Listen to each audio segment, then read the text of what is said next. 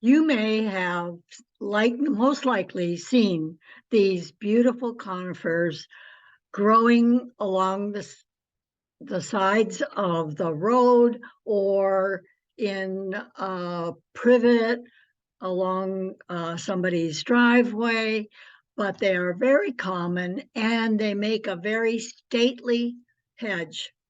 I have five growing in between my house and my neighbor's. Many years ago, I helped my previous neighbor plant the thuja and ivy and just landscape what we call the ramp. Now, the ramp was built because all that were there between the houses were stairs, and there was no way for my husband to cut the grass on the lakeside of the house without going around the neighbor's property, and we didn't feel that was right. So we built the ramp, and yes, we built the ramp. I have memories of waking up in the middle of the night and seeing all the cement rushing down toward me as I was trying to push it up the hill. But it got built. It still remains 40 some years later, and it kind of divides the two houses. And when you go down the ramp, you really don't notice that there is a house next door. You are, it's kind of obliterated, whatever, disguised by these conifers, and I love them. So I decided I wanted to talk about Thuja today because it is a beautiful conifer and often is part of the scent that we associate with the holidays, particularly Christmas. Hi, I'm Mary Bourne. I'm a traditional naturopath. I love sharing natural remedies with people.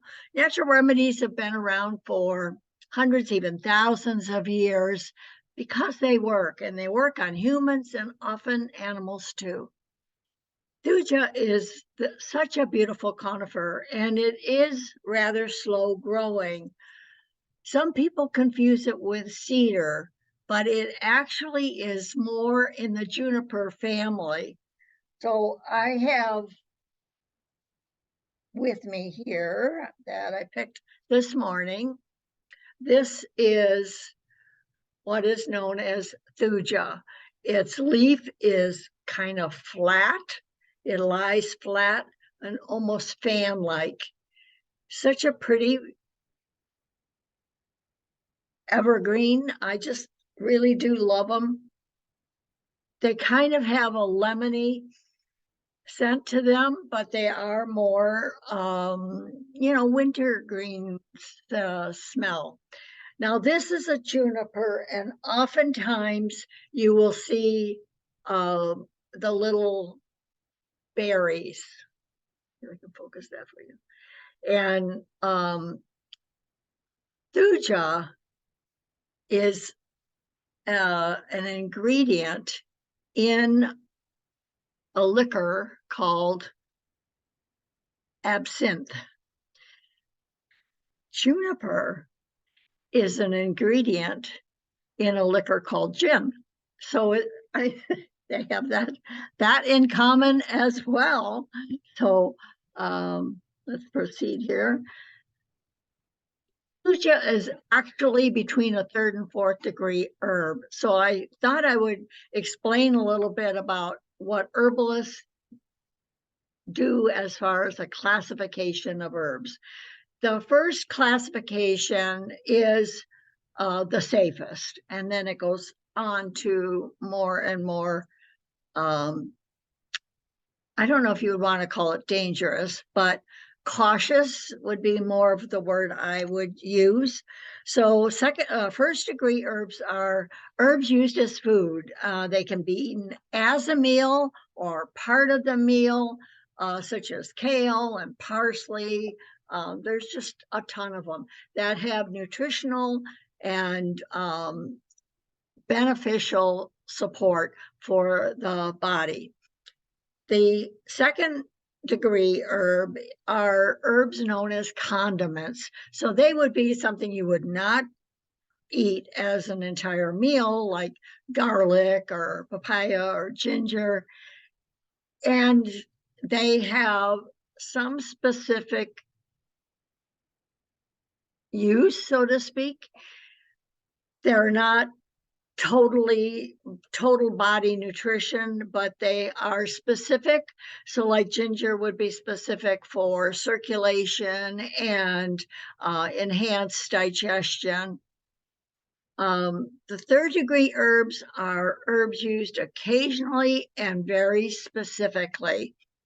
These would be herbs like corn silk to help an irritated urinary system, or senna because your colon is sluggish and it needs a little bit of a boost. Somehow you've eaten the wrong kind of foods, and it's a very temporary thing that you would take just for a very small time, a short time. Excuse me.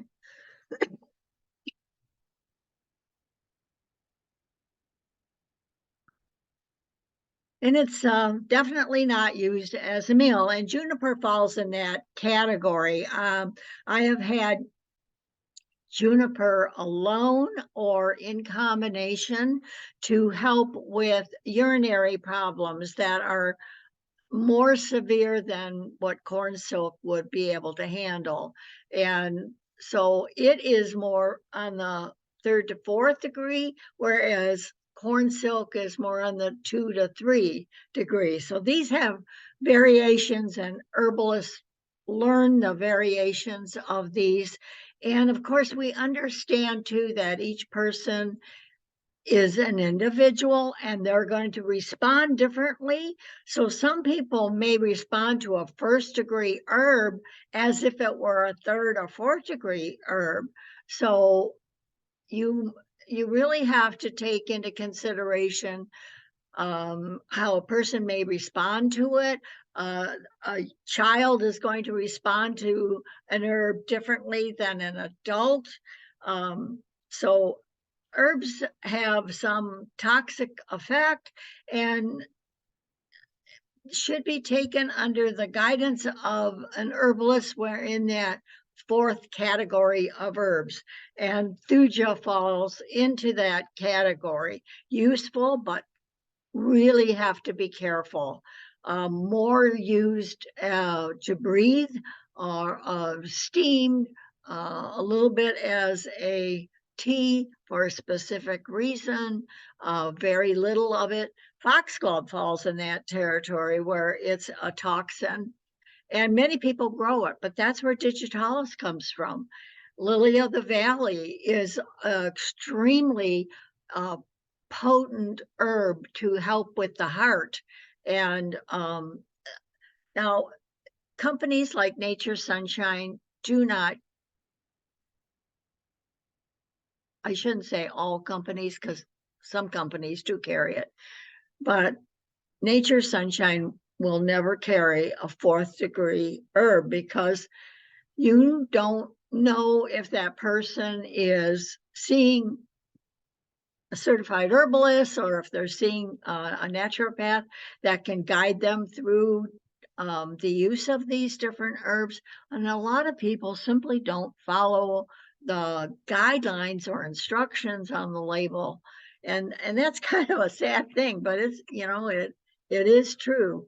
So fourth degree herbs include anything with neurotoxins or those plants that can be addictive, like the opium poppy. Also, there are foods that we consider addictive, like coffee and chocolate and sugar. There's also something known as an addictive personality. So a person will give up alcohol and then become addicted to chocolate or sugar. So it is the personality of that person that has to be addressed, and why they are seeking comfort in a particular food or feeling. So these people feel that they cannot live without this particular food or item. Cigarettes are a huge problem like that. There's something that affects the neurons in the brain, and it clicks on this addictiveness and creates a series of events that if you're without the nicotine for a certain amount of time, then you either go into withdrawals or it's very difficult. Nicotine is one of the um, hardest addictive things to get rid of. And it was worse when it was so commonly accepted. And so there's that too, if there's some kind of social thing that goes on, whether it's accepted or not accepted, that can contribute to a person's inability to give up this particular thing. And, we all have this around the holidays. It's sugar, sugar, sugar. And it's difficult if a person is trying to resist sugar for some reason, um, or even gluten. There are a lot of people that are gluten intolerant, and it has become a little bit easier. Now you can go to a restaurant and ask for a gluten-free menu, or if you have certain allergies, we call them allergies, and sometimes those allergies are actually foods that we desire, but they're not accepted by our body. And they can be accepted by other people, like alcohol, but some people can't tolerate it. So you may know somebody, as I was saying that, you may have thought of somebody, they come to your mind, and you hopefully will bless them by not coaxing them into something that they've refused. So um, we can help people with their concerns, um, and bless them for them. Thuja has like an essential oil, but it's actually a compound known as thujone. And this chemical compound is known as a terpene. Now, there are a lot of terpenes available, but thujone is one terpene that is pretty strong. It is, like I said, found in spirits known as absinthe, which was popular in Europe in the 19th century, and it had neurological effects. Some people would actually have what we think of fits or tremors or visions, or it would affect them pretty wildly, where other people would be able to drink it and have no effect, except it made them feel a little happy or whatever. So what we really need to do is be aware that there are people that react strongly towards something, and there are people that really have hardly any reaction at all. But their thujones are compounds that really need to be watched. If somebody is going to be using this, they need to be under the guidance of an herbalist that knows what they're doing. And thuja should never be used by a pregnant woman or somebody nursing because it contracts the uterus. Now, maybe if you have a long labor, this might be something that would be beneficial to help that uterus move along, so to speak. So Thuja also has a anti-parasitical. Um, it There are many plants in this. There's over 500 varieties in the Artemisia family.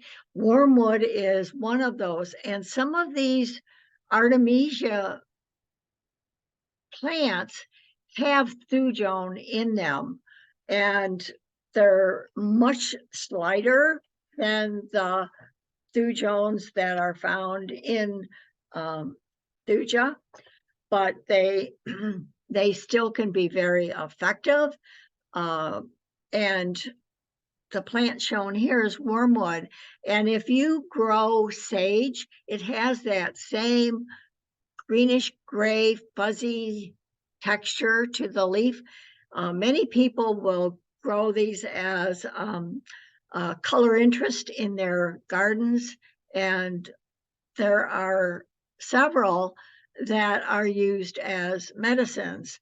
Mugwort, sweet Annie, sage are all used for a variety of reasons, but the most popular is to kill off parasites. I'll leave excuse me, a link in the description below to Dr. Axe's article on Artemisia. It has quoted from him. A study conducted in Sweden shows that for the purpose of deworming farm animals, a combination of wormwood, mugwort, chicory, and common tansy are believed to have anti-parasitic properties. Now,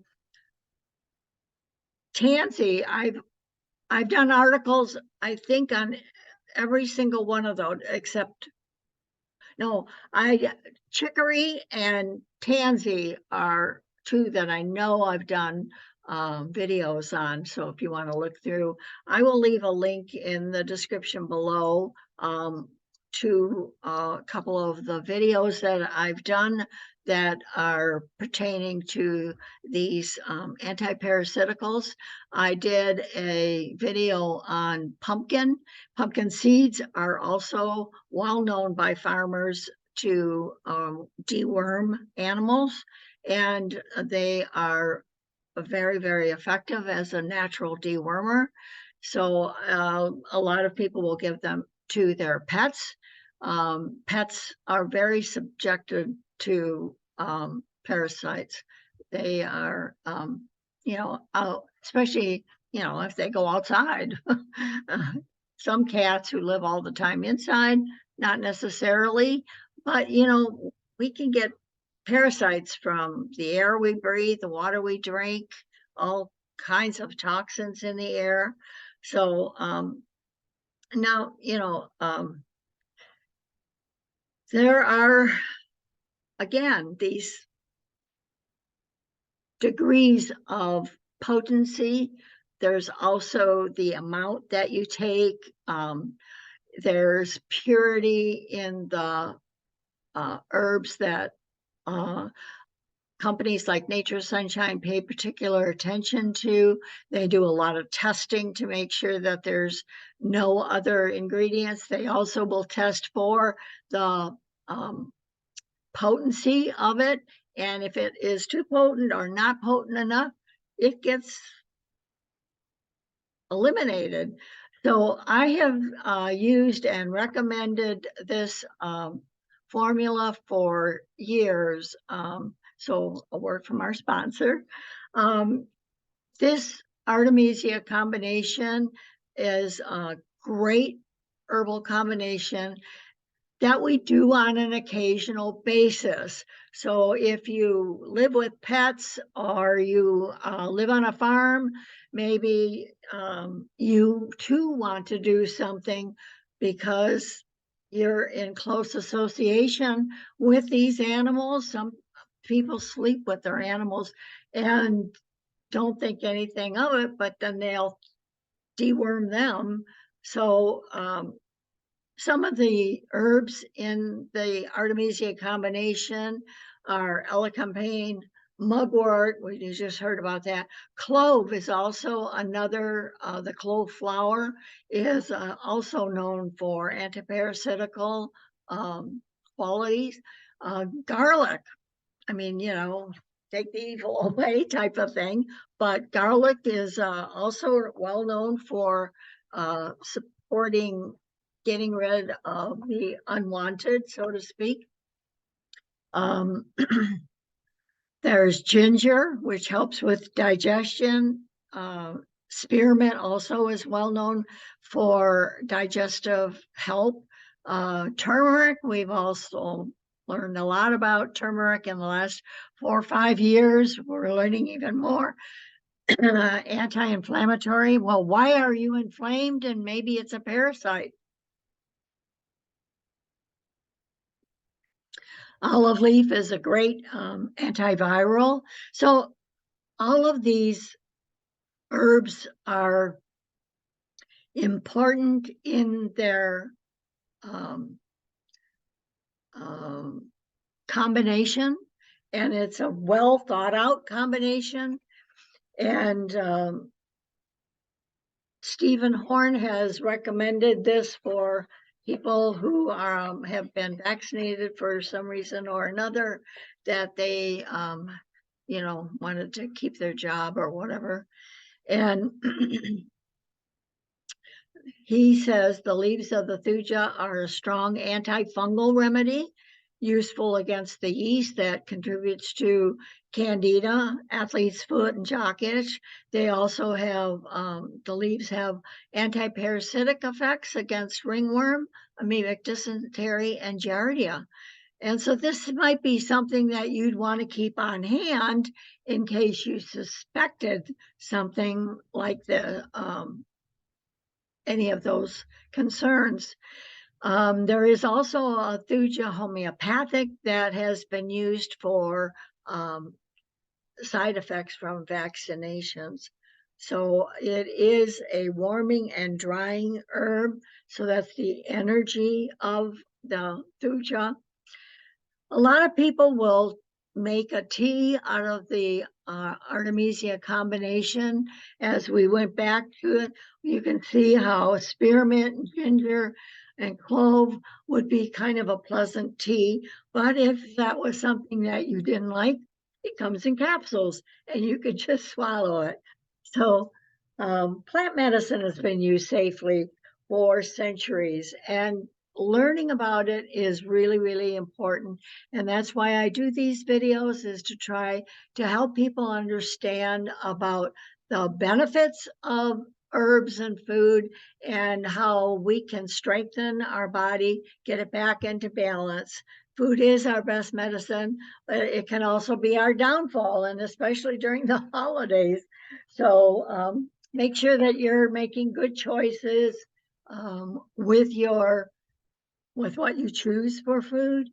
So the purpose of these videos is to help you understand that. Um, doctors prescribe and diagnose, and that's not where I work. I work with imbalances in the body, whether they're emotional or physical. And many times those imbalances are there because people just don't know. And so knowledge is power, and people need to know how their body works, what they can do to support them. Please, if you have any questions in this slide, you can see my email address there is drmary@bornforhealth.com. Go visit my website on Herbal Encyclopedia. There's over 500 herbs that are listed where you can get some information on them. If you need deeper information, I would hope that you would email me. If you enjoyed this video, I hope you give me a thumbs up and comment. Or subscribe, and tell other people about it. I have 3 formats on my channel, and this is one of them. It's called Health to Home. On another channel, the same under the same thing, but another format is Gardening with Granny, where I talk about the value of plants and my love of gardening. And sometimes I take you along to different other gardens, but I also talk about my gardens and what I'm doing, what I'm growing. And the third venue is an hour long. I call it Herbal Hour. And then these presentations, I talk about how the body works and a particular thing like the respiratory or the intestinal. And I will give you a couple links to whether vitamins are necessary or do you need an omega oil? What kind of oil does your body require? You know, we're coming to winter, and winter can be very drying. And if you're not taking in some omega oils, you're trying to constantly slather oil on your body. And what you really need to be doing is nurturing the oil that is in your body and there to help protect you. So get control of your health and um, please keep watching. I thank you for watching my videos and liking them. And I wish you joy during the holiday season and health to you. And bye for now. This is Dr. Mary.